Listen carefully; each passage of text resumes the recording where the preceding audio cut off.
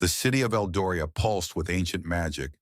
Cobblestone streets shimmered faintly with runes embedded in their surface, absorbing the lingering energy from the grand spires of the Arcane Academy. Hovering lanterns lined the streets, glowing softly, their light guided by the whispered incantations of mage artisans. The scent of exotic herbs and alchemical concoctions filled the air as merchants bartered in the bustling marketplace.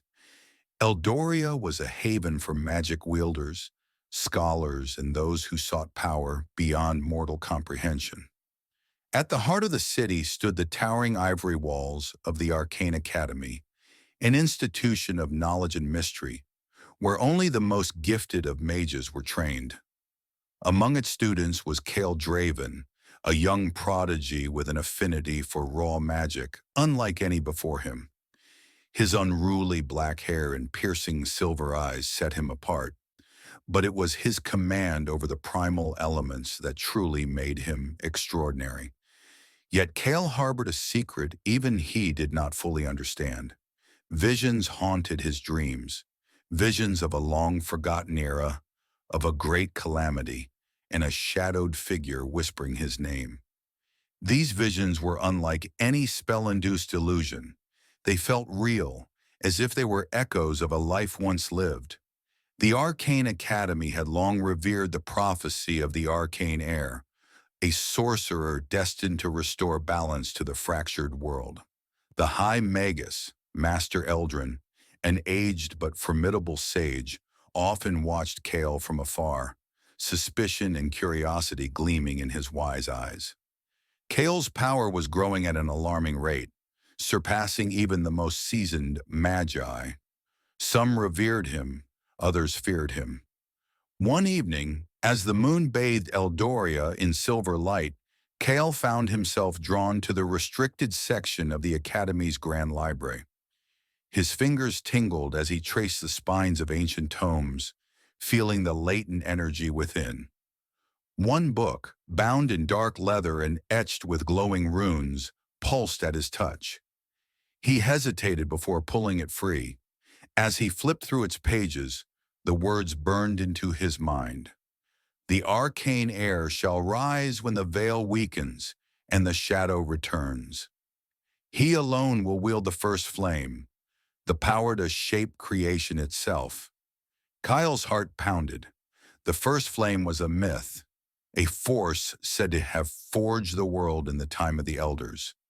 If this prophecy was true, then the shadow was not just a tale to frighten children. It was real, and it was returning. The door to the library creaked open.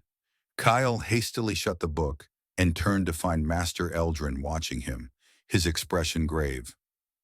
"You have felt it, haven't you? The stirrings of something ancient?" Kyle swallowed hard.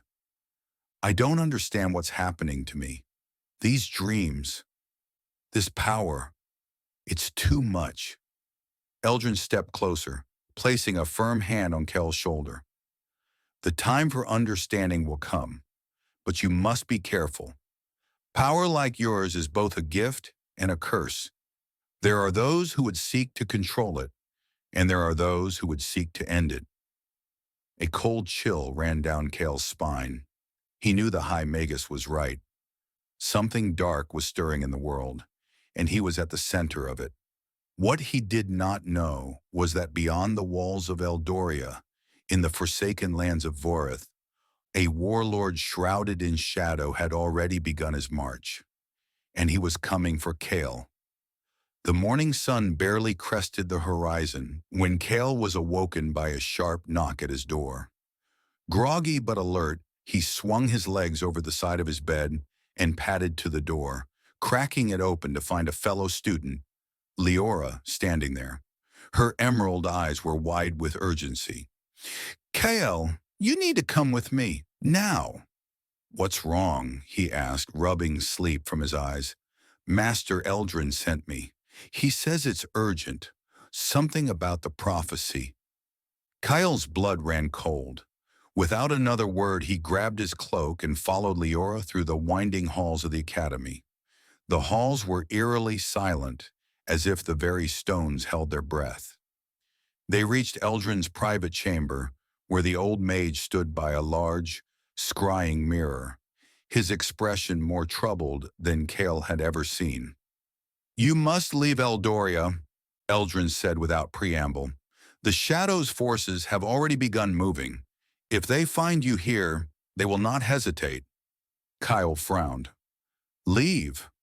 Where would I go?"